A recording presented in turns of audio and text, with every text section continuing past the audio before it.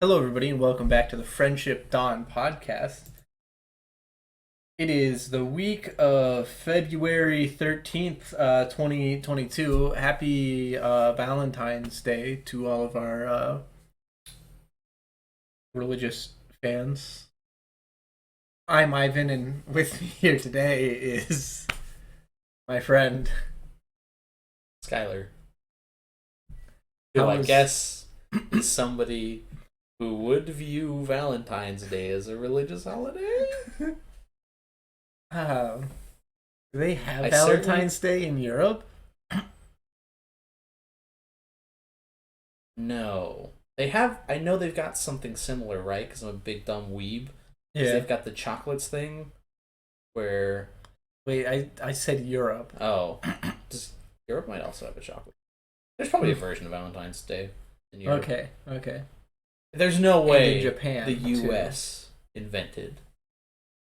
I don't know. It's a pretty capitalist holiday. I agree. But Like, I just capitalism don't was know. around before the U.S. Yeah, We I just don't know where Valentine's Day originated. And Saint Valentine is.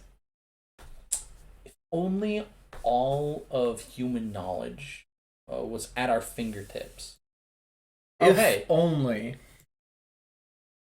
Luckily, So we're today's going to card use of the it. day is Calgeran Outpost. If Calgeran Outpost would enter the battle, sorry, it's a land. Calgeran Outpost would enter the battlefield. Sacrifice a plains instead. If you do, put Calgeran Outpost onto the battlefield. If you don't, put it into its owner's graveyard. Tax add Yikes. white.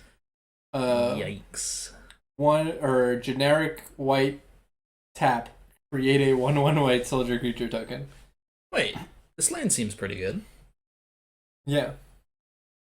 It It's- used to be it's like, worded hilariously, but yeah, it's worded terribly. It used to be like one of the best lands in standard, if I remember correctly. that tracks. Yeah. I mean, think of all the hoops that you have to jump through in order to get this normally. You have to fucking, it's like an enchantment. Then you have to attack with 3 creatures, and then it flips, and it's more expensive. Oh yeah. I guess know what you're talking about. those tokens. Well, they have- cost like basically the same. It's just this one of them forces you to sacrifice the mana cost. Oh, huh. I guess you're kind of right. It's just super weird. It's when they were like, lands are too good, we need to balance them, and then their solution was, of course, to make it sacrifice a land when it enters the battlefield. Pretty rough. Yeah. This also goes back to that old mulligan rule I've been talking a lot about in the past couple cube weeks, where you reveal your hand, and if you have either no or all lands, you get to mulligan. Then like you draw your 6, and it's like 6 spells, and then there's one left on the table, and you pick it up, and it says Calgeran Outpost, and you're like, well, guess I'll die then. Yeah. Lands and spells. Lands. Capable hand. Yep. Land and spell. Or sorry, Land and spells. land and spells, yeah. A -1 land and spells. So you keep it. Yeah. Oh yeah, it's in a World Championship deck. It is? Yeah. The gold border is. Oh. We can view the back. 1997 World Champions. World Champions Seattle, August 1997. Was it just like, what was the deck? Like, probably white blue control. Yeah, probably a control deck, right? Yeah, Really? that's what I would think. It might have been the weird Urnum Jin shit. Maybe we can just go to the 1997 World Championships. 1997 MTG World. Oh my god. Aftertaste. This is so wild. Oh, the Henry Weinhardt soda. Yeah, black cherry cream. Black cherry cream? Yeah. Seems weird. It tastes good whilst the liquid is moving from the bottle across my tongue. But once that's over with, it's a bad time. Yeah. Okay, it did not win the World Championships. That was Prismatic Black Aggro. Why is it prismatic? Got a blue card. Oh, wait, how did it play the blue card? Um, One sec. I'm still looking through this list. I'm a little. Oh, it's got a green card too. Oh. Mostly black with incinerate. You know. So it looks like it's every color, but mostly black. Oh, which is why. Yeah, Okay. It's got gemstone mines, pain lands. Okay. Oh, and undiscovered I paradise. don't know what that is. It's a land that taps for 1 mana of any color, and whenever you would untap it, instead return it to your hand. Oh. Wow. What? That's so bad. Yeah. Holy shit. But I guess you have to if you're playing 5 colors. Yeah. You have to find some way. You have to find some way in your 19 land deck. And this is an aggro deck? Yeah. Oh, disenchant the sideboard, so it is actually all 5 colors. Yeah. It's Fucking so funny. 5 color, mostly black aggro. Yeah, so you got all like the weird black 2-drops that are like 2 mana 2/2s. This is one of the Pump Knights. And a lot of them have protection from white. Got Necrotal. Got a Shadow Guild Mage. Yeah, Shadow Guild Mage. You can pay a red, tap it, and ping something. Holy Aim shit. yourself. Oh my god. Ooh, wow, yeah. I find this deck actually hilarious, and I love that it won Worlds. Sick. So, where is the deck that has this card in it? Oh, so this is not it. This is a control deck. Oh, it's got Thawing Glaciers and shit. And Undiscovered Paradise was dope, apparently. The one under's got, like, no downside if there's just one in your deck, right? Oh, No, Frenetic of What? Freedoms. The downside is you're playing it. Oh, here's a 4 mana 2/4 with protection from white in a World Championship finalist deck. Isn't that great? No, it's horrible. It's so funny. Why does everything have Haven't protection disenchant. from white? Oh, Why Source to Plowshares is legal? Oh, yeah. Never mind, actually. That's fair. Also, there's Main deck Disenchant. disenchant. Main deck Disenchant. What was What was the fucking enchantment that everybody was scared of? Fucking Sulfuric Vortex? This deck has no enchantments. This deck has no enchantments. Has no. Winter Orb. Looks like Winter Orb was the answer. Can you disenchant Winter Orb? Yeah, disenchant's artifact or enchantment. Oh. Mm-hmm. Wow, just main deck it. Oh, this Fucking- one's got Mind Stone. I guess that one's pretty bad. Part of you of my Green Stompy. Ooh, just Oh, here's the green version of that land. Apparently, it's part of a cycle. But instead of paying 2 and tapping to make a 1/1, you pay 0, tap it, and give a creature +1/+1 until end of turn.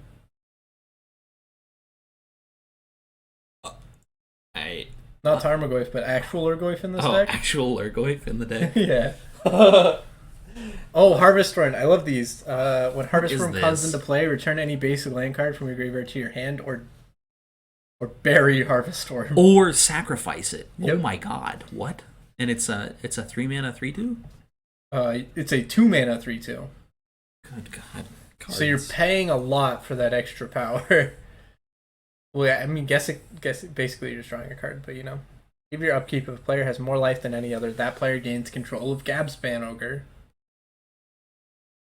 Oh my. So 1 mana 2/2 with a massive downside. Oh, yeah. Rogue Elephant. 1 mana 3/3. When it comes into play, sacrifice a forest or bury it. This deck's sick, man. It has 4 of them.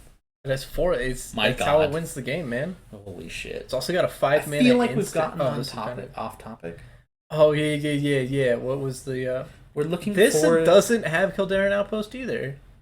Oh wait, shit! Is it in the sideboard? It's in the sideboard of the No way. of the Jeskai control deck. Wow, that is hilarious. I love it. Feels like it shouldn't count. Just gonna be honest. It being in the sideboard, that's like if you were on the team with LeBron or LeBron James.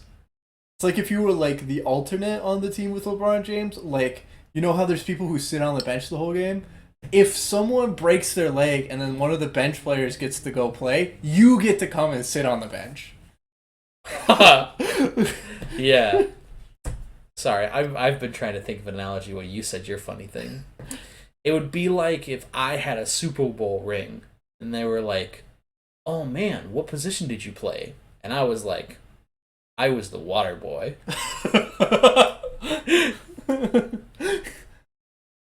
Someone needs to bring him water, you know what I mean? Mm-hmm. If that was me, I deserved the Super Bowl ring. Yeah, they poured the Gatorade on me because it was gross and nobody liked me. But I got this But I sick got this ring. fucking dope ring because the commissioner felt bad for me. Oh man. Well, Jared Outpost got it. Because I bought it off of one of the actual players. Yeah. Oh my god. So anyways, you want to see the cycle that Jared Outpost is a part of? Of course. Of course. Like, how else are we going to pad out the runtime of this podcast? We need to pad so much time. Here, let's see. Rares from alliances that are also lands. That's what we're looking at. Okay, well, Scryfall, if you could hurry up. Okay, here's the blue one. You can pay generic and tap to scry one. So if you sacrifice an island. Oh, it's also like a Karoo land. What's a Karoo land? So they attach for 2 mana. Wait, what? No, it doesn't. Does it? Yeah, attach for Kolosyu. Wait, do the other ones do that? No. That one doesn't. That one doesn't. The white one, The the red green one does. The white one and the green one don't. The red one and the blue one do, and the black one doesn't. That's fucking weird. That is weird. Why was black's color identity to, like, fucking Dark Ritual? It's a dark ritual. It's the only thing, like... And it'll do anything to do it. Pay 10 life, sacrifice all your lands, add 3 black to your mana pool. Hey, Lake of Dead, actually broken card, okay? What? Really? Yeah. It's guess a 4 black land mana. that taps for 4 4 black. fucking mana. I guess that's pretty wild. Like, you don't even, like, it doesn't even need to be an untapped swamp that you sacrifice it. You tap, sacrifice any swamp, add quad black. Yeah, the actual cards were like $100. Holy shit. It's also on the reserve list though, so. Oh, okay, that's why it's worth $100, Ivan. I mean, it's also because it's a good card and people want to play it. Really? Yeah. I thought we just had a talk about this. People play it in Commander. It's played. Oh, dude.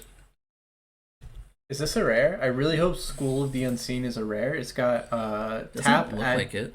add colorless, 2 tap, add 1 mana of any color. Jesus. No, it's an uncommon. I just think it'd be really funny if this was a rare back in the day, because now we get like commons that are 1 tap. Yeah. So it like have as much mana to filter. Oh god.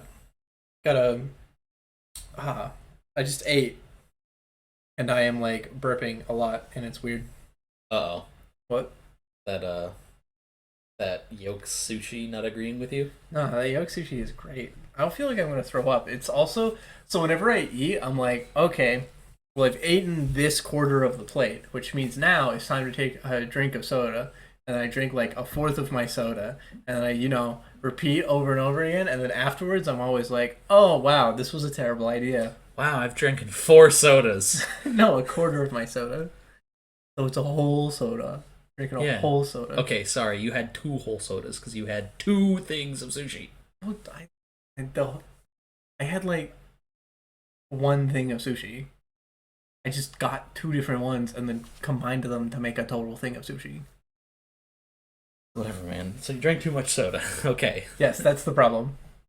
Man, those lines that add for an extra color that don't actually seem that bad. Yeah, I mean, it really sucks against Wasteland, but other than that, they're fucking sick. Yes, you're right. The mountain. Oh, What's the second ability of the red one? 1 generic tap. Deal 1 damage to target attacking creature. Oh my god! Why, man? I feel like red needed some love for a while, huh? Yeah. Just Nobody liked red. Nobody liked Not red. the creators, not the players, not the designers, and not the artists. They're just like, fuck this color. This color's stupid. This color sucks. It has no identity other than being mad. Oh, dude, Soldier of Fortunes and Alliances. The fuck is Soldier of Fortune? It's one of my favorite cards. It's a red 1-mana, Oh my 1/1 God, mercenary. It has red tap. Target player shuffles his or her library. That is hilarious. Really bad. Hilariously bad. Yeah. Oh, Alliances is also the set where they had a ton of uncommons with 2 different arts for no reason. Huh. I really like that one with the laser beam going through multiple people's heads. Oh, Death Spark? Yeah. This card's hilarious because it's like somewhat playable in fuck, I can't remember what format it is. It can't be Pauper because it's not a common. But it was like somewhat playable for a long time, and it's really confusing to explain this card. Like 1 red, so it's 1 red, ping something. Yeah. At the beginning of your upkeep, if it's in your graveyard and there's a creature directly above it, you can pay 1 and return Death Spark to your hand. What the fuck? Oh my god. What a nightmare of a card. Yeah. Don't you just love Graveyard Order Matters? No. Not even in the slightest. But it's so fun. Vehemently disagree. Anyways, moving on to weekly work. Oh, yeah. That's right. This part of the podcast. Okay. What are you talking about? I have to do this part of the podcast. That would be so funny if I just let you do all the weekly work stories. From now until the end of time. I mean, that's essentially what I do, and then I remember stories that happened. Yeah. What's one I can tell? Oh, yeah. Yesterday, I was in Pit 3, and table got kind of rowdy out of nowhere, because there was, like, an athlete meetup. Yeah. I think it was, like an alumni meetup of WSU. Yeah. But like, it was like a reunion. That's what I was thinking of. So like, out of nowhere, like 4 people with red sweatshirts with WSU on them were like, "Hey, what? Oh man, I haven't seen you in like 4. Like, where how you been, man? Yo, I remember being on the sports ball team. What the fuck? Oh yeah, dude, fuck yeah." And they're just like, remember that one party 20 years ago where there was that one girl and blah blah blah. Yeah, exactly. And they're just like and I'm trying to call out change 100, and they're trying to talk over me. So like I have to scream for my floor, which is 5 feet away, to hear me. Oh, wow. That's wild. Sorry, 5 feet is an exaggeration. It's like 30 feet. 30 feet away. Not quite on the other side of the pit, to be fair, but like half a pit away. You have to yell to get the attention of someone like at your table sometimes. Yes. Because a slot machine is going on in the background and they've turned the volume all the way up because... And the person you're talking to is drunk and talking to somebody, and the intercom is going off. Yeah. You know, normal fucking Mondays. A slow day. Average slow day at the casino. And also, like, first base was like, I guess he and the dude next to him were like trying to get into business together, and the dude next to him was colorblind and intoxicated, so he was confusing his red and his green. Oh. So the buddy next to him was like, "Don't worry, I'll organize your chips for you." Yeah. You can't do that. Yeah. Especially you stopped him? Yes. Okay. Especially when person 2 gets up and goes to the bathroom. He's like, "Oh my god, organize this dude's fucking chips." Reaches out, and it's green and red. Yeah. And one of the other floors is like, "Sir, hey man, you can't do that." Yeah. And he's like, "Nah, we're cool. We're like, we know each other." Yeah. And the floor is like, "No, you actually cannot do that. It's against policy." Yeah. While I'm being like, "Stop. Yeah. Don't do that." Yeah. And like, the floor makes the joke. Yeah. Or he's like, Well, then it's fine. I clean my hands, which he's trying to say clear. Yeah. He's like, I clean my hands. They got cameras. I know the guy, and my floor is like, yeah, there are cameras, but like that's the kind of shit where the higher ups like take you out back and put a bullet in your skull. And I whip my head, and then my just like pupils dilated. Like, what the fuck? What are you talking about? That doesn't happen. That's not real. I know, and trying so hard not to just fucking lose it, because that was extremely funny. But oh, don't take out Jimmy on this dude, man. It's not worth it. It's not worth it. It's just so hard right out the gate. Just like, holy shit. I can't believe you can get away with that. That definitely sounds like they're not supposed to get away with that. Yeah.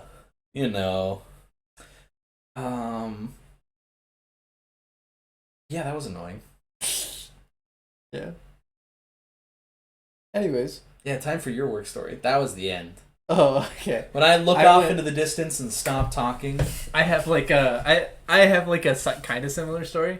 Huh. So, dude is like playing. He orders from the drink lady, and then he's down to like $15, which is presumably the cost of his drink. And he goes like, "I need to go get my wallet for my car. Do you pay the drink lady for me when she gets here?" that's not at all like the thing that I was talking about. That's crazy. And then I'm like, "No, we can't do that." And then the guy on first base is like, "Oh, I'll just pay her for you. Just give me your chips and I'll give them to her." And Oh, that. Yeah. That's I so was funny. like, "I don't think we could do that, but if you can just like leave your chips here and we'll see what we can do." And then like he walks away to get his wallet. Must have been on the like I don't know 78th floor of the parking garage. 'Cause, like 20 minutes later, the drink lady walks up. Yeah. 20 minutes later, the drink lady walks up and she's like, "Where'd he go?" And I was like, "Well, he's got $15 right there." And then she's like, "Oh, I can't take it unless he hands it to me." And I'm like, "Oh, okay, well, whatever." He said he's going to be back in a minute. And then the other dude picks up the dude's $15. I'm like, no, don't do that. Oh, man. And then he's trying to hand it to the drink lady, and she like backs up and she's like, "No, I can't take that. What are you doing? That doesn't work. That's not how it goes." That's like telling me you're trying to steal this dude's money without telling me you're trying to steal this dude's money. Yeah. Which, that's so funny. Thank you for reminding me. Because my dude did the exact same thing. Oh, yeah? But while the dude was at the table, Oh. is just like, picks up a green and a red chip, hands it to the server, and it's just like, don't do that. Don't touch his chips. Yeah. He's got to be the one to hand it to him. My guy is like, "Oh, we're in business." It's just this And the then attitude like, of this ha, fucker. I don't give a fuck. Don't touch his goddamn chips, or I'm gonna fucking kill you. I fucking hate. We're gonna take you out back and put a bullet in your skull. Just, Sorry, I heard that from my floor. If you have any complaints, take it up with them. Yeah, take it up with them. Oh my god. Oh man, I hate people who have money. Just so the fucking hubris of being like, Yeah. I actually know how this casino works. I know how the casino works. Trust me. This is my first time in 10 years, and I know that you work here at least twice a week. But anyways, I had a great thing go on at the quarter table the other day. Yeah. So it's the quarter table, right? One person is there. And she's just like playing. She's having fun. Seems like it's one of her first times in a casino, because she's having a great time, having a blast. Oh my god, going up and down. Actually, my favorite people. Yeah. Like, play no money, give no fucks, have so much fun. She was at the free bet table and she picked up like $40 and then walked over to the normal blackjack table. And then damn it. She did one of my pet peeves. One of my million. She hands in her 100 and I give her 4 greens. She's like, "Oh no, all reds, please." And I'm like, "Oh, this is a quarter table, sorry." Tap, tap. Yeah. And then she's like, "Oh, okay." It just starts playing quarters anyways. And goes like way up. Oh yeah, dude. Really oh funny. my god, thank God. I love that shit, man. It's so funny to me when people are just like, "Oh, okay. Fuck it. I'll play 5 seconds at this table." And by that, I mean, I'll make like $700 at this table. Yeah. Anyways, it's getting near the end of the push, and then like a regular comes up, and they sit down in the middle, and they're doing their thing, right? And then the third person comes up and buys in for, it's the quarter table, $1,000. Yeah. Puts like, I don't know, $100 out there, and then like the dealer has a 6 showing, and the first person has an 11. So of course, what do? Hit. No, double. Oh, okay. The quarter table, man. Come on, people have some knowledge of the game. Sorry, I thought the first person was the person who like joined who. Oh, it is, yes. Oh, okay. They double down. Face down. Of course. Oh no. Like they've been doing for the past hour. Yeah. So I just put it face down, move on to the next person, and they're fucking bitching and complaining for like they have a fucking 14 against a 6, and they're like, "Well, you need to like you shouldn't. It's like a team sport. Like you need to like not get your doubles face down because like if it's not a 10, that's so then like funny. Maybe I'm gonna hit because like maybe it's gonna be something like it's just so that we can make sure that we're all making the right decisions." Man. You're right. It is a team sport. So stop being a little fucking bitch. Get with the team and stay. They do this for like a minute or two or whatever, and they're like, "Oh fuck, what like whatever, whatever." It doesn't matter. You just flip it over, and I flip it over, and they got like a 9, so they have 20, and the person stays on the 14 against the 6. Wow! What incredible strategy, right? And the person doubles their 10 at the end of the table. Whoa! Yeah. Then I hit up to 20. Yeah. And then only first person doesn't lose their money. Is our little bitch still a little bitch? Oh yeah. Oh, the whole time. Yeah. And then the other person leaves on like first place. They go back to the free bet table with like a couple hundred, a few $100. That like sucks. Yeah. I mean, it's great that they made money. Yeah. But it sucks that they left because the people at the table were awful. And then the like person who was like a little bitch. Yeah, the little bitch at the table. It's like, "Can you leave some of these people?" And I was like, "They're just playing the game. Like, why do you care?" And someone tapped me out, so I didn't have to face the consequences of this action. So, winning. God, I hate people.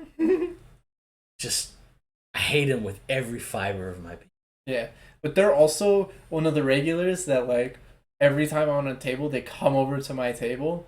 But it's just so weird because they're one of the regulars that I don't like. Nice. Yeah. Well, yeah, but they know that like if they're playing with you, they're either gonna get creamed or you're gonna deal them like 4 7-card straight flushes. Oh wow, another 7-card straight flush. Oh, someone told me a story in the casino the other day. They were like, "Yeah, one time in Vegas, I got 10 blackjacks in a row," which was like, I was incredibly like, "Oh yeah, r/that happened." r/that actually immediately in my head, and then they were like, "Yeah, they pulled the dealer off the table because they thought they were cheating." And then I was like, "Okay, that's heavy r/that happened." So basically, all the stories I hear about Vegas are that are either like 100% fictional or life just sucks for dealers down there because they take all the flack for like players getting the tiniest amount of lucky.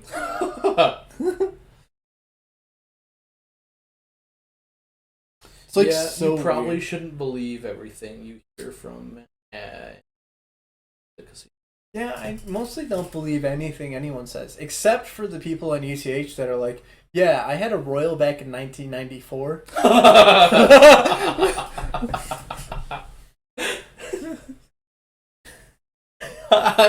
I back in the day, I won a royal flush and then bought a house using the winnings. It's just wild. It's like people, because I actually believe these people because they're like 70 or whatever, right? Yeah. And it's like, oh yeah, 30 years ago is the only time I won a royal. I remember when automobiles were invented, because I also won a royal that day.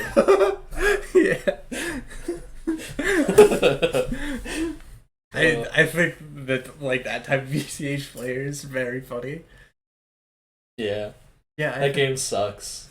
there's also like so there's like new UTH players that have no idea what's going on and lose all of their money really quickly because they don't realize that it's a $40 game instead of a $10 game. Yes. Oh my god. Yeah, and Oof. and then there's the intermediate players that are like Bitch and complain nonstop. no, who are like, okay, give me a royal, man. I like I've gotten a straight flush before, but I've never gotten a royal.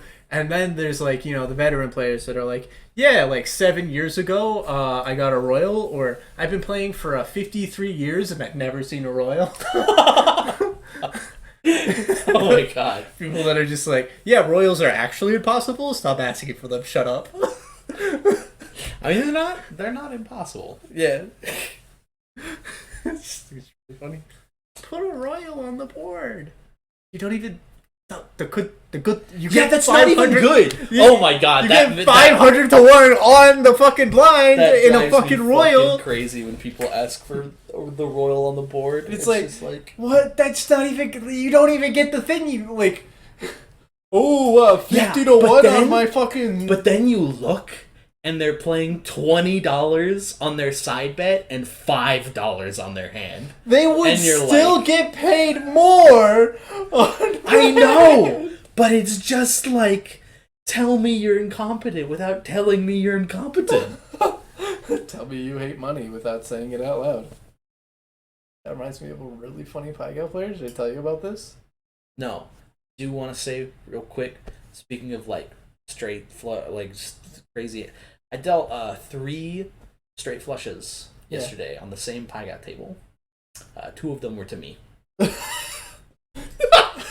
My table was losing their fucking minds. I also dealt myself quads.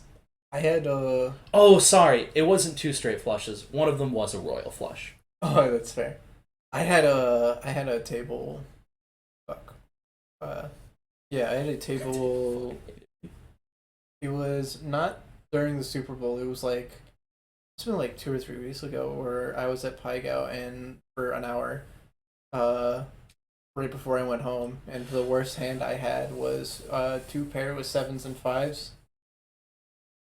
Hey, man. It was like 3 pair, 3 pair, 3 pair, 2 pair 7s and 5s, 3 pair, 3 pair, 2 pair 7s and 5s, 3 pair, 2 pair 7s and 5s. Damn. It's fucking That's- like wild. Yeah, that sucks. Oh, and of course, flush down pair 6s up. Oh my god. Those are man, it sucks whenever you just ruin somebody's whole week at Pygow. Yeah. You just show up to a table and you're like, "Oh, I am Galactus, eater of money." Goodbye.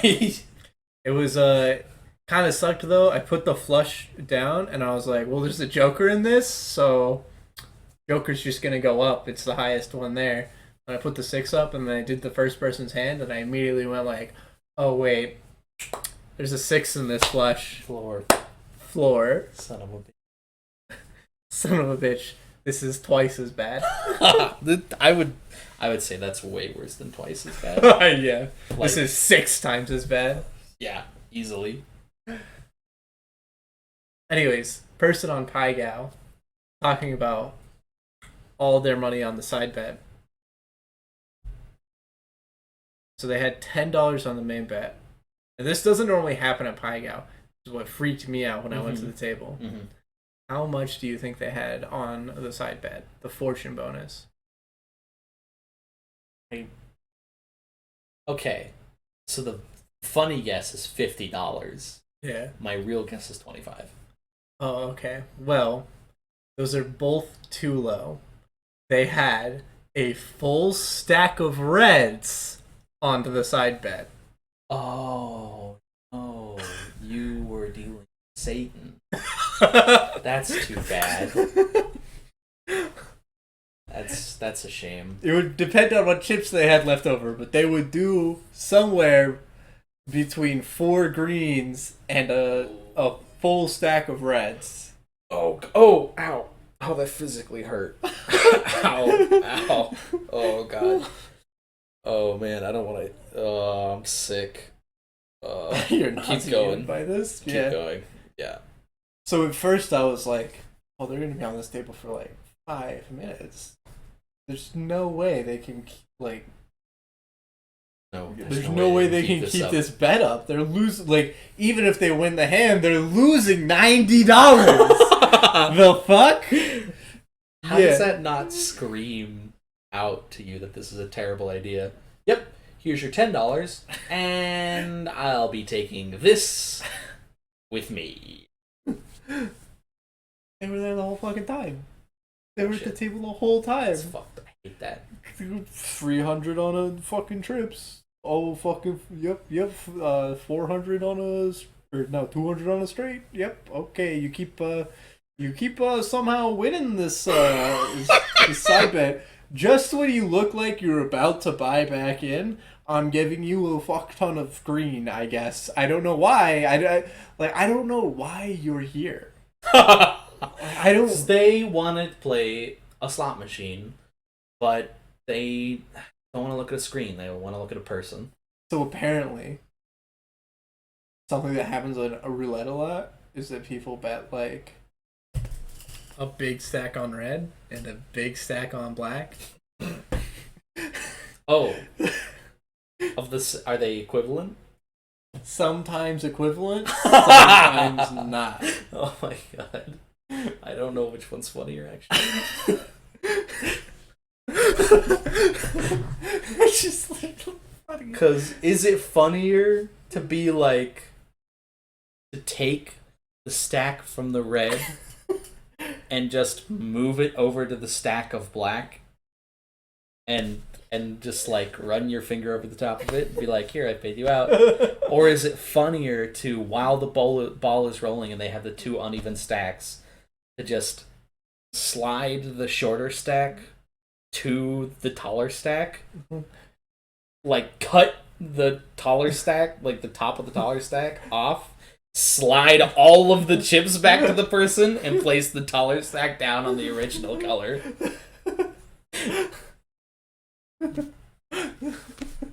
No, these people literally the same thing. Right. It's like, hey, if you put that in between the red and the black, I'll just push it every time.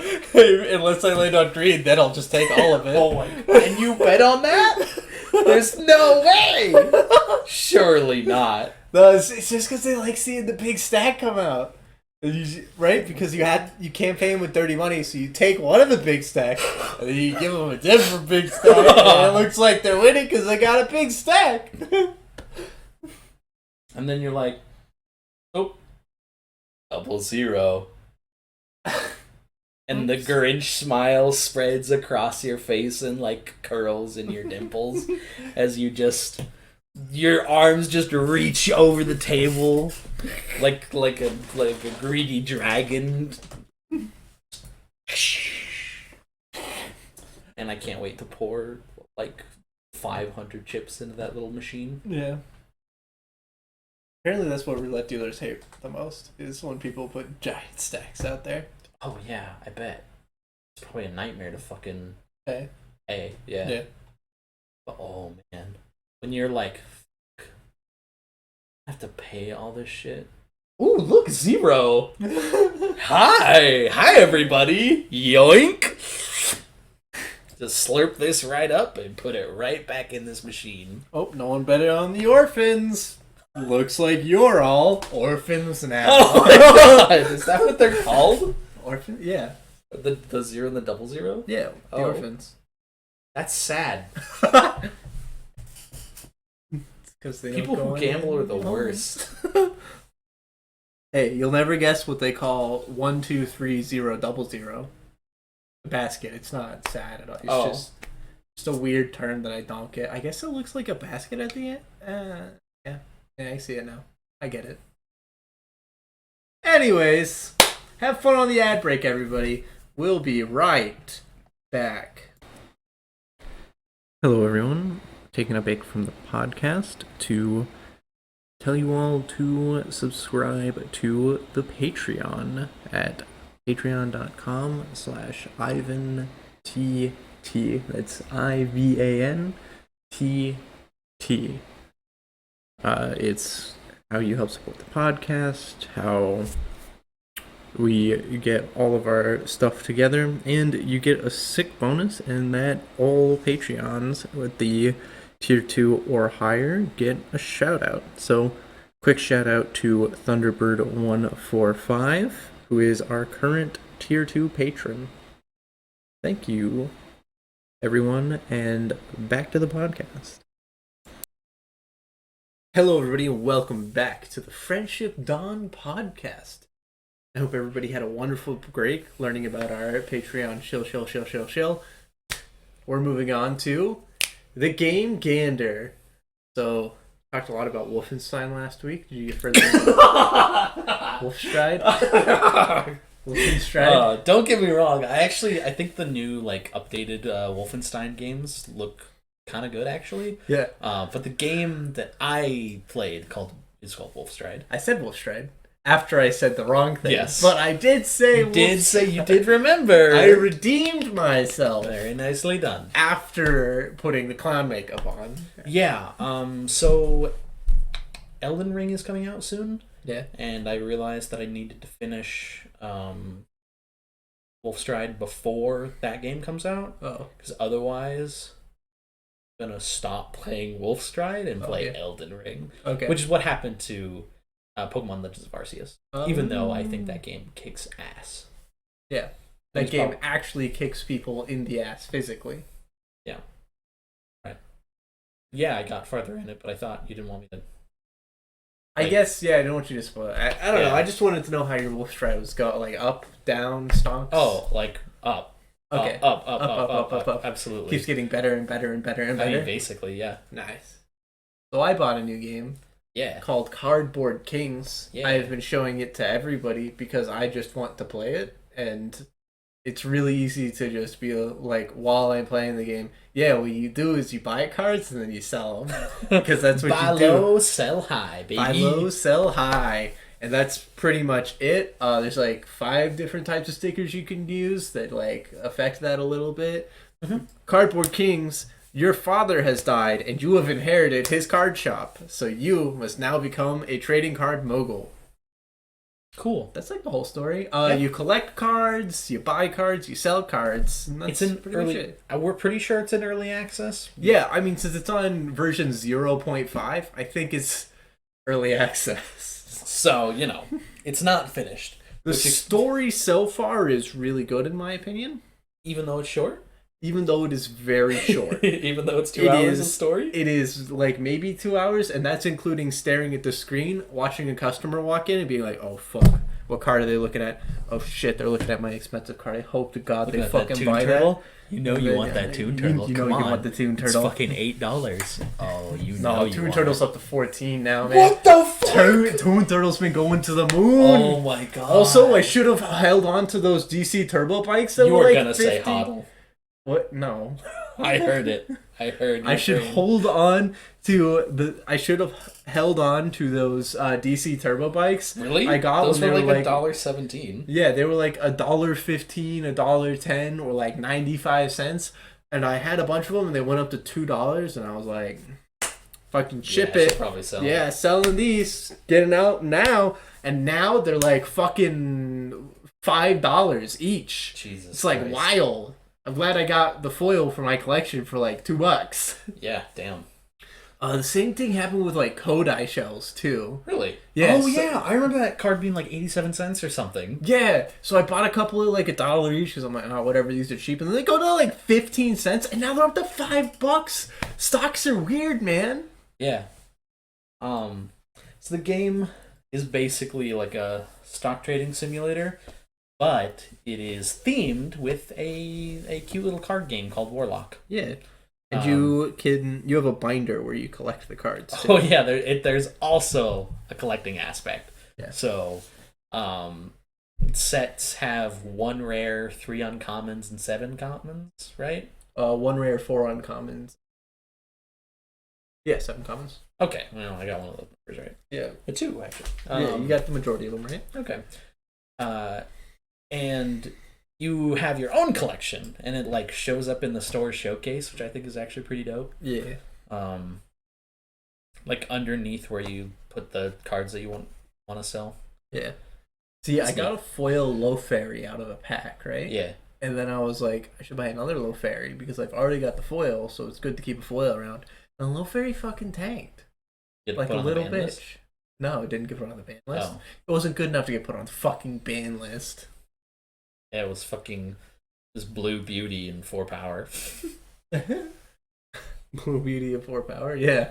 Well, I think the real problem was I bought it when the set came out, which it's weird because the cards like start out at like commons start out at like $3, and then like a couple weeks go by, and then they're like $1, and then like as more time goes by, they're up to like fucking $50, or sorry, $5, and it's so fucking weird. Well, to be fair, it's like a game and not an actual stock market, so it's not gonna just like no card is ever going to stay down in value. Yeah. Like every card will eventually go up in value. You'll always be making profit. That is true. That is 100% true. Because that's what the game is about. The game is and about you have just like making profits. Just a shitload of insider trading. So I trade inside all the time. I just don't understand how people. It's like people are just like, oh yeah, that's gonna get banned in 3 days. Buy it now. Yeah, yes, that's like nobody else sees on the news that it's gonna get banned. Yeah, exactly. Until the day of. Until the day of the banning, and they show up to the tournament with their fucking Hambo, the hero, and they're like, all right, ready to play. And then the judge walks up to them, and they're like, yeah, Hambo's been banned. And they're like, oh, I bought it yesterday for like $30, $60. Yeah. The judge is like, oh, well, we've known for 3 days that it was going to get banned today, so sorry. Yeah. You're like, what the? I bought it. It got taken off of the banned list 2 weeks ago, and I bought it for $70. Yeah. Yeah. Well, it's back on the banned list, and it's worth $15. The only one that's really happened to, well, I guess Hambo has gone on and come off once, but I've had Cutlery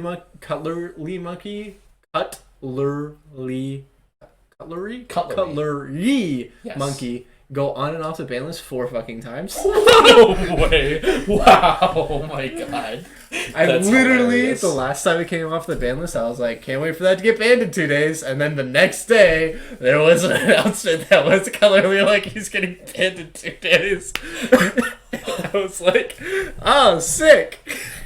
I don't need insider trading. I'm psychic. I can tell Cutlery Monkey's too good just by looking at the fucking card. Is it too good? The cards don't do anything. They're all just numbers and colors and shit. Like, it doesn't fucking matter. Even when we watch a tournament happen, they just throw cards at each other. Yeah. Sometimes at the same time, sometimes alternating, and then they just start throwing out cards faster until all of the cards are thrown at one player. Yeah. And the other player wins. Yeah. I just don't see how anyone beats like a Mech Kraken. Play another blue card? blue cards can't attack other blue cards. Yeah. Your Mech Kraken can't attack your blue cards. But you can't attack the Mech Kraken. This game's confusing. This game is confusing. It's too simple. I can't believe I'm saying this about a fucking card game. There aren't enough rules. Yeah. So anyways, what have you been playing? Other than Wolfenstein.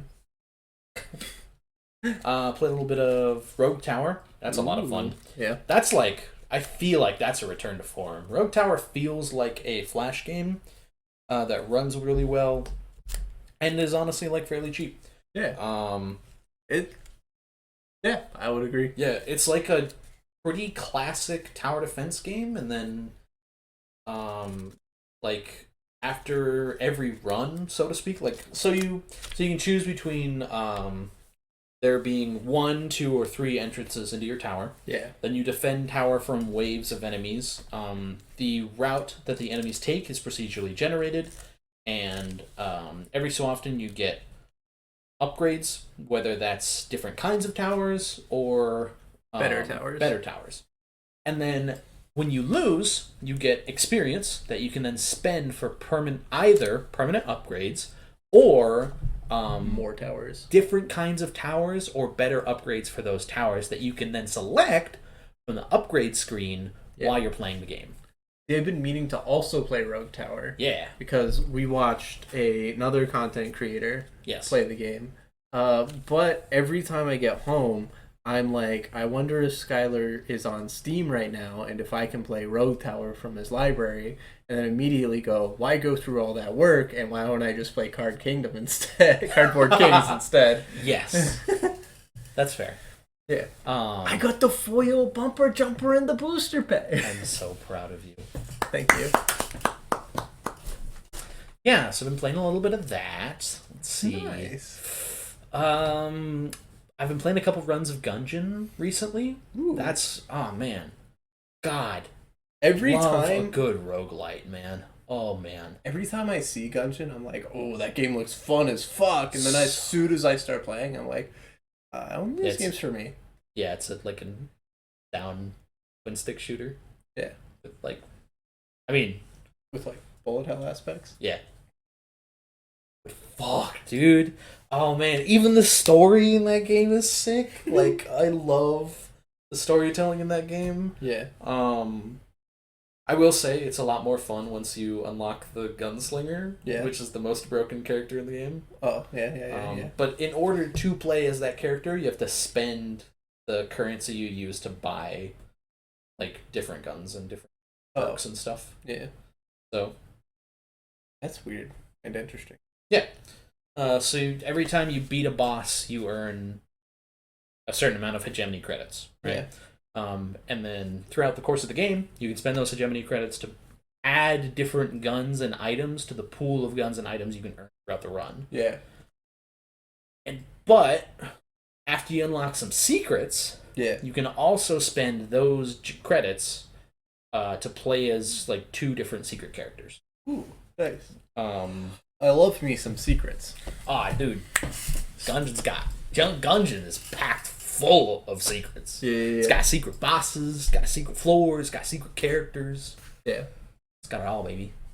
It's fucking fun as hell. Oh my god, the rat fight is so much fun. Because it's like, so it's difficult, right? And you have to like manage resources, because you have to have enough gold by floor 2. By the second floor, you have to have enough gold to buy the rat key. And then on the 3rd floor, you can't spend your blanks on boss fights or throughout the level. You have to save your blanks for the rat fight. And then you go down to the rat floor, and it's a maze. The only answer to the maze is in the description of other items that you've found throughout the game that are related to the secret boss. This sounds wild. Yeah. It sounds like too much work. And then the boss has 2 phases, and then a super punch-out sequence. Oh, nice. So, and then if you do good at the super punch-out sequence, you get keys that unlock the boss-themed items that are just broken. Oh, nice. Yeah. I love broken stuff. Yeah, like one is a gun with infinite ammo that also freezes enemies. Yeah. Who doesn't love a Rega Man? I like. There's just no other reason to use any other gun than that when you get it. Yeah. It's just like, oh, this is the gun I'll use forever now. Nice. There's like boots that give you flying and also make you invincible whenever you're over pits. Yeah. There's an active item. There are 2 active items. One of them makes you invincible and instant while is active. Makes any normal enemy you touch just instantly die. Just get dusted. Yeah. Thanos snapped. The other one is an item that lets you consume bullets that you dodge roll through, and also lets you hold 4 other active items. Nice. So we have movie minute and we have anime attack. Yeah. But what's one for like just general television? Anime attack. But not everything's an anime. Good places in anime. Okay, not everything is like Cory in the House. You're right, unfortunately. Fortunately. Like Television talk. television time? That's as bad as television talk. I don't know, I feel like it's a little bit better. I just think the I is a little bit better than the A with the E. Television. It's your fucking segment. What do you want to call it? Television air? Television Timo? Television Timo? Timo television? Television team attack. Television team attack. That's too close to anime attack. Television team. Television tag team. Television tag team. Triple alliterates. Team television tag. No. Laser fight. Okay, everybody, moving on to laser fight. I hate you. Okay. I probably didn't even pick up on the mic. That was just for me. Oh, that was just for you? Yeah. Anyways, let's talk about the shows that we have been watching.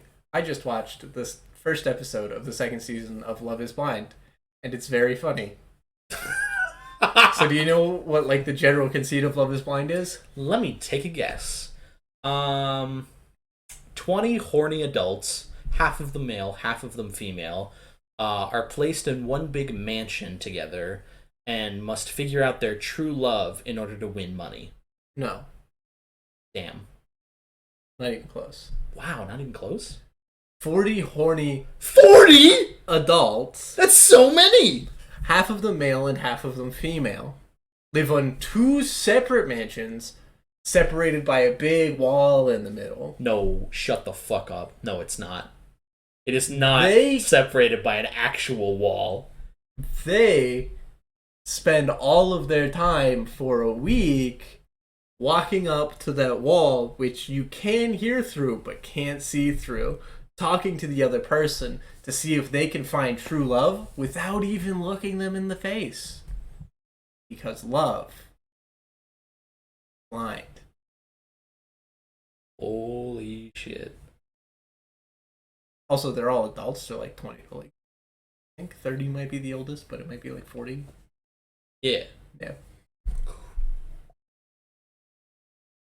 That's wild. Are there any Survivor-esque games that they play? No, but you have to propose at the end of the week if you think you love anybody. And then they go into like, so last season they were like, cool, now that you're engaged, go on your honeymoon in like, I think it was Hawaii or some shit. And then they were in Hawaii for like a week, and then it was like, cool, now go back and meet your families for a week. And then your wedding is on the 3rd Friday. All right. And you leave this show married or with nothing, Dead, or married or dead. Yes, cool. Essentially. So, last season there were like 4 people who proposed. It was really funny. Out of 40? It was like 20 last week. Or well, yeah, 20. I think it was like 10 males last season, but I think there's like twice as many contestants this season. Jesus. Yeah. There were 4 dudes that proposed, right? Yeah. And then like one of the girls was hoping that one of the other dudes that proposed to a different girl would have proposed to her. No! And then they did it, and then another guy, like, proposed to her, and she was like, yeah. Ah! Which created this nightmare scenario where they all had to go on a honeymoon together. Ah! And the girl's guy who actually proposed to her was really short. And she was like, I can't do this. It's impossible. He's short. That's the only problem I have here. Wow. Reality television is extremely exploitable. It was very funny. Or exploitative. Sorry. Anyways, I think she left him at the altar. I can't remember. Bummer. But anyways, they started off this season by saying that it's a proven way to find love, which I found very, very funny. Yeah. There is one person the entire first episode, every time he talked to a lady, was like, so what do you look like?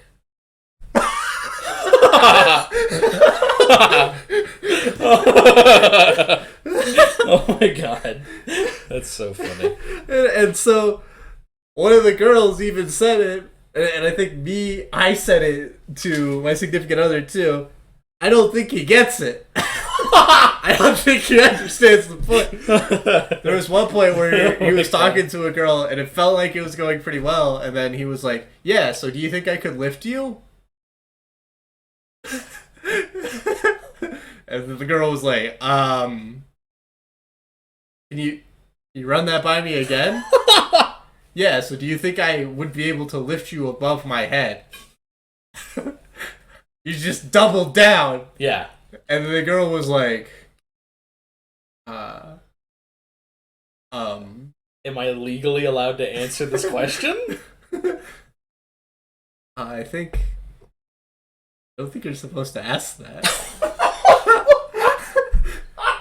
And then you'll never guess what he said. You're right, I won't. Well, yeah, but I just want to know whether or not I would be able to lift you above my head.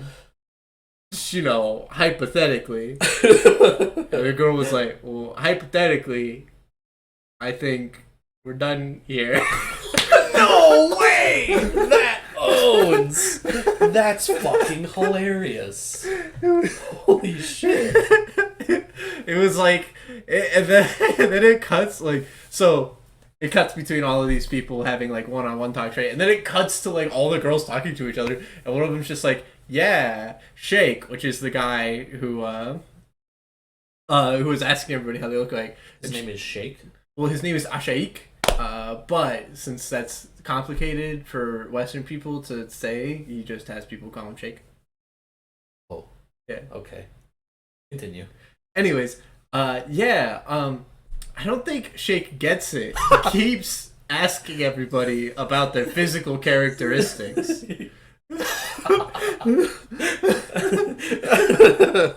That's extremely funny. Yeah. There's also there was one girl that was like, "Oh, I'm very excited to meet the love of my life here. Can you imagine telling your kids that I met the love of your that we met in a social experiment? Wouldn't that be such a great story for the kids? Ha ha ha ha ha ha." And it was just like, "Oh my god, kill me."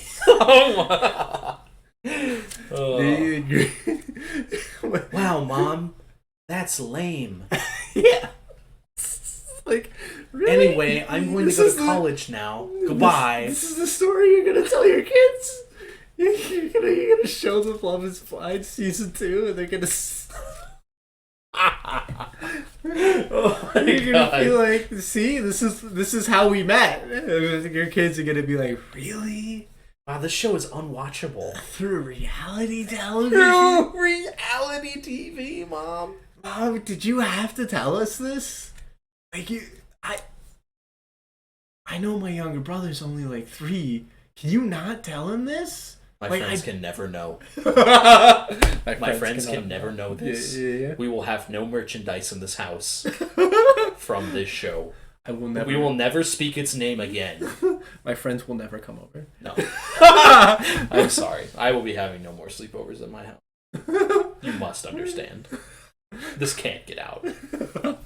This is a secret we must keep.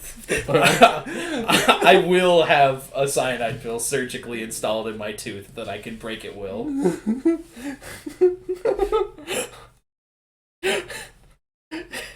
Hey, I was watching Netflix the other day, and I think I saw your mom on this show. It was called Love is Blind. Our cover is blown.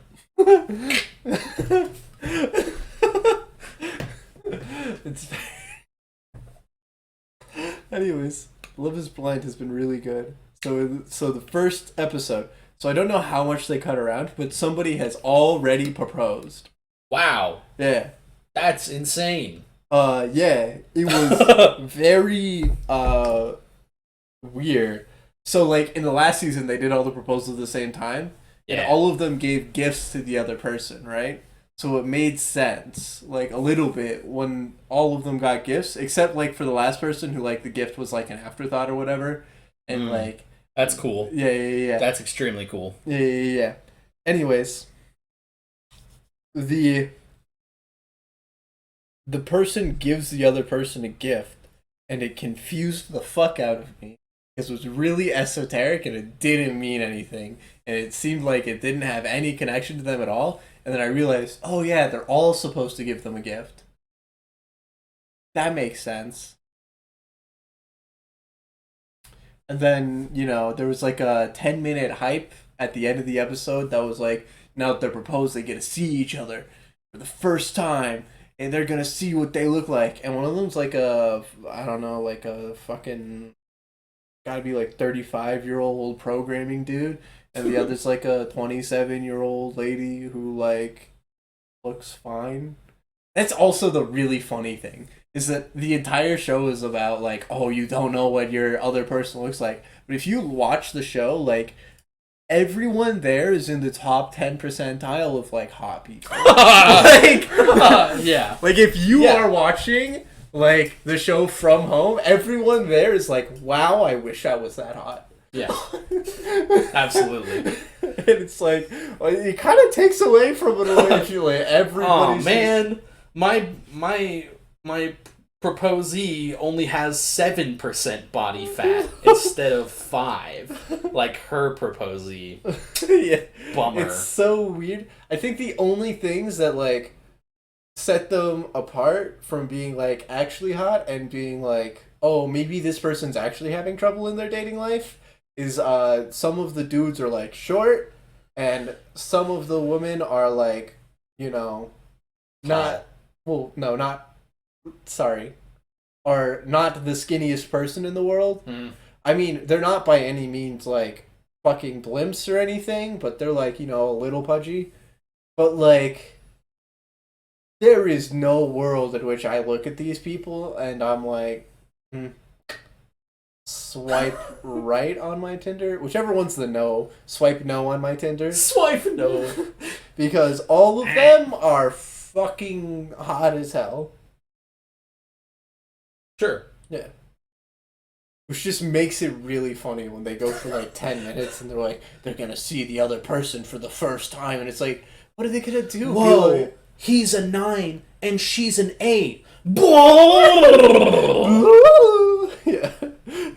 How could this have happened? It's more like, whoa, he's a 9.5 and she's a 9.1. Fucking wild. Did you see? She had a mole like right like under like where her neck and her chin connects.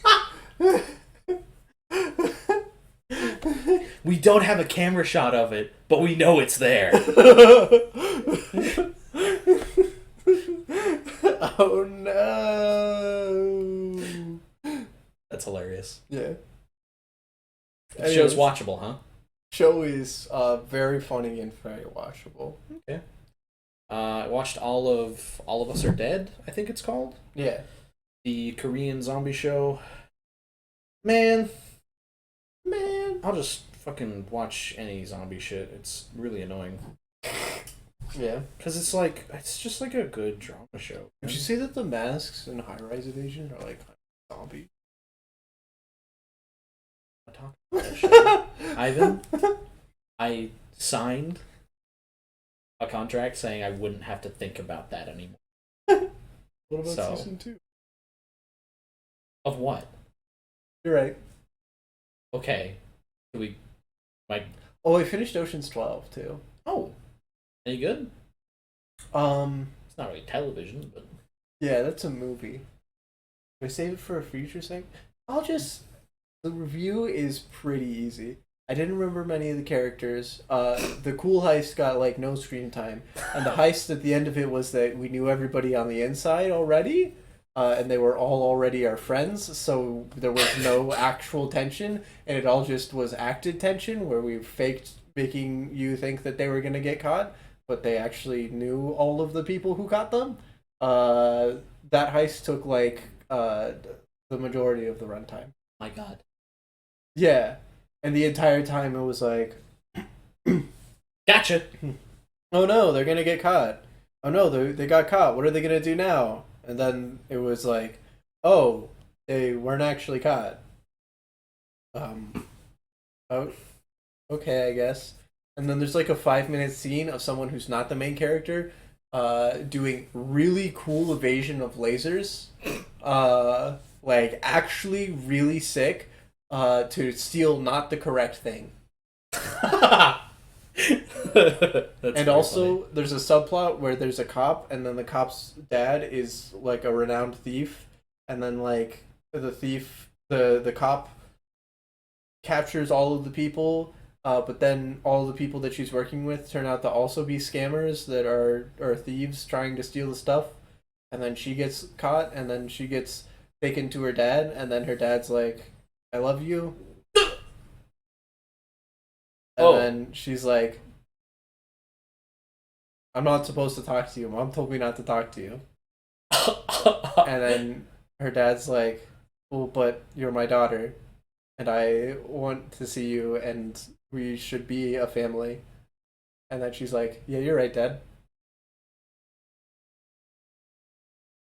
Oh, okay.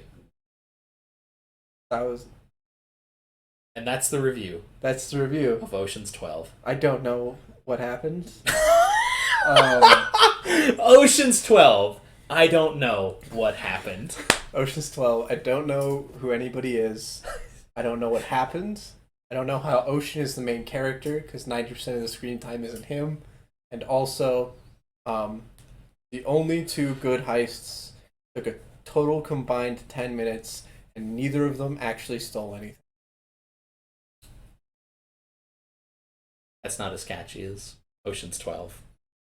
I don't know what happened. Ocean's 12. I don't know what happened.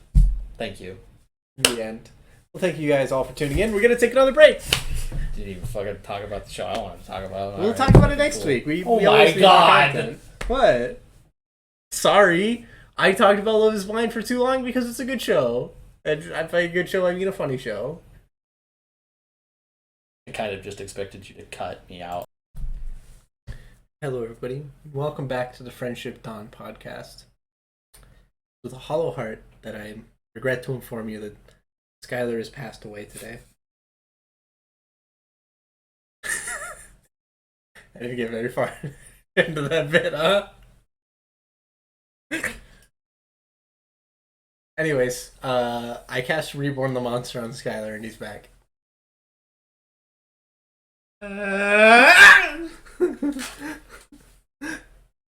So how was the graveyard?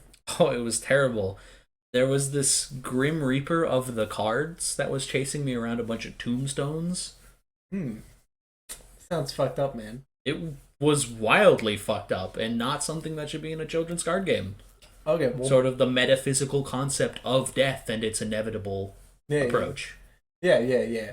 Don't worry, next time I'll send you to the Magic the Gathering graveyard. I'm sure it'll be less... Oh, that's a nightmare. I can be targeted in there. I could be exiled while I'm dead. Like, what the I'm already dead. How could I be exiled?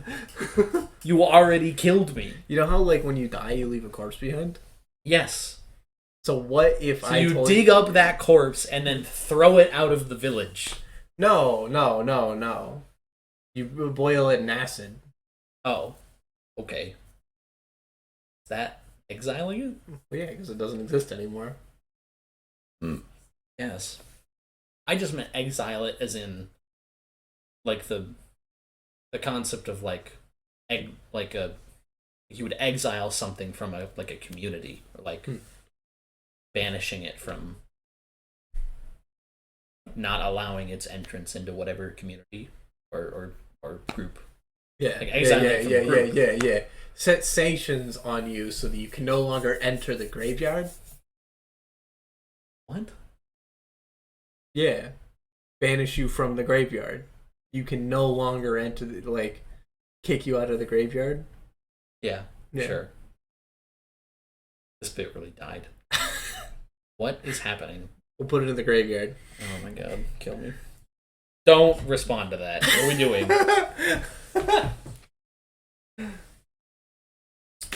Anybody have any closing thoughts? As a matter of fact, I didn't think this was at the point of the podcast we were at already. Oh yeah, But yes, short podcast today. I do. Really? Is it? How long have we been going? Oh, we're like an hour and 10. Okay, sure. I'll buy that. Yeah, I've got a closing thought. So I realized actually like a really formative experience I had when I was young. Yeah. And it's kind of the reason why I like all these games that are very much like Persona, where you have a daily life and you interact with people and you form relationships with characters. Yeah. Right? It's Wolfstrider has this. Like I said, Persona is a great example. Wolfstride, yeah. Sorry, Wolfstride. Stardew Valley, another good example, where games in which you build relationships with people. Yeah. And that experience is playing a game for the DS called Drawn to Life. Yeah. Which was sort of like the first time I had ever been emotionally attached to a video game character. It's like, it's a game where you essentially are like, so creativity has left this world and you are summoned there to creativize it. Yeah, to recreate, to like bring creativity back into this world. So you use the little DS stylus to draw stuff. Yeah. And you have like a character that acts as your avatar. And you interact with the people of the town. And you draw buildings that they live in and stuff. Ooh, it's fun. I doubt it holds up. Its sequels that I've played have not been very good. Yeah. It is very much interesting. It is very much a product of its time, but I was very emotionally invested in this game. Yeah. And I remember being extremely sad, like at the ending of it, in which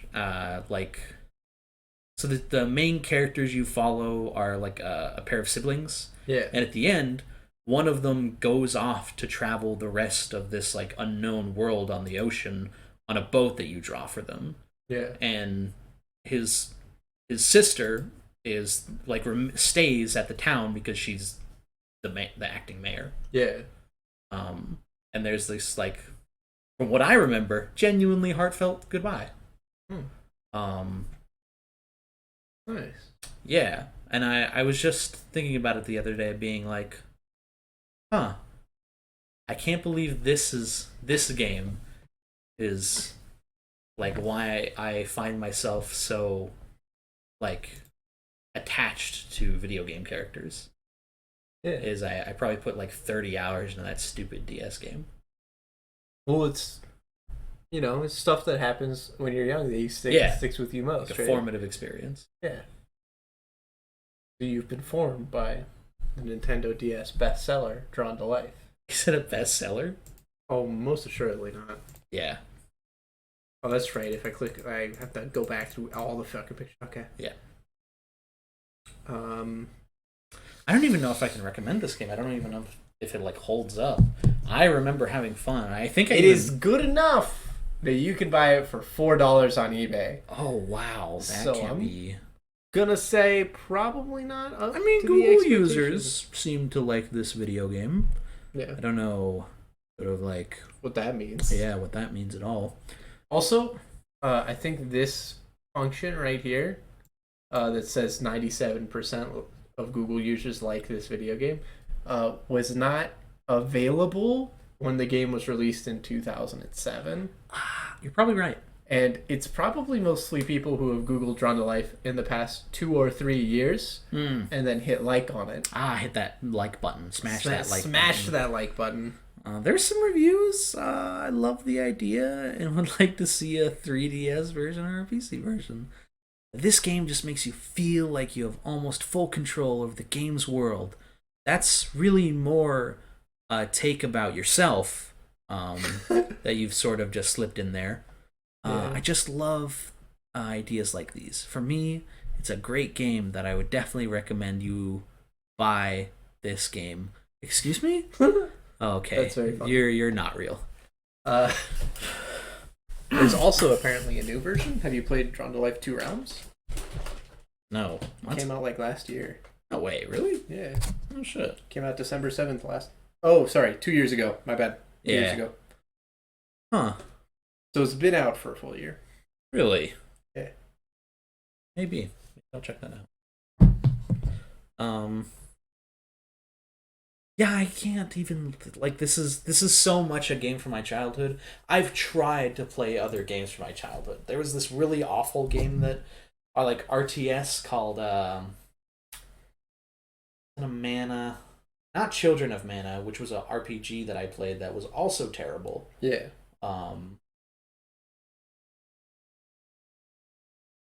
It was like this creature capture RTS game where you like right, so like you would draw spells on the DS thing, and then it would like some of the one of the like main spells you used would capture another like monster that you were currently battling, that you could summon later. Yeah. And you'd use the stylus to like give orders to your monsters on the battlefield. Yeah. I remember getting to like the second to last of the last level and then getting stuck and never playing it again. Yeah. I don't know, man. When I was young, I'd just fucking play anything. I'd fucking play Astro Boy, the video game.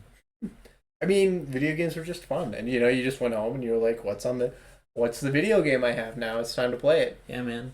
I beat Ratchet and Clank Up Your Arsenal like 37 times. Like I was on New Game Plus like 37. The game for me was Magic the Gathering. Yeah. Which is why so much of my life has revolved around Magic the Gathering. That makes sense. Yeah. But I'm not. I can't even, I really liked Spore when it came out. I enjoyed Pokemon games when they were available, but I don't know, just really into Magic cards. Yeah. And then, Hearthstone and shit like that, trading card games. Yeah. Or, I guess, collectible card games. Yeah, collectible. Most of the online ones aren't really trading ones. Wait, how old were you when you got into Hearthstone? Like 16 to 18? Okay, that's pretty late in your childhood, Yeah. I would say. Yeah. Anyways, feels like we're reaching the friendship dusk part of the podcast. Sure does. So we would like to thank everybody for tuning in. Hope you guys all have a wonderful week. We'll see you then, and try not to spend any time in the graveyard.